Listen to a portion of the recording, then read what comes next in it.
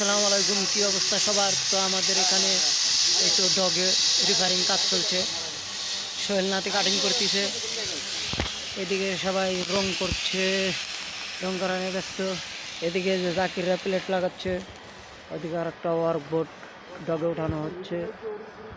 ওয়ার্কবোর্ডের কাজ আছে, দেখা যাক উঠানোর পরে কী কাজ হয়।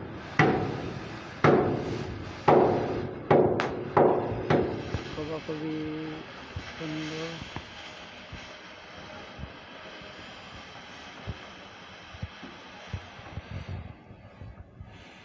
জাকির আর কয়টা আছে? আর কয়টা ডাবলা লাগান নাকবো?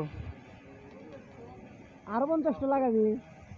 আরামদাদা হতে ডাবলা, হ্যাঁ ডাবলা লাগাতে এবারে পাগলা বানা হালাইছে ডেজার্ট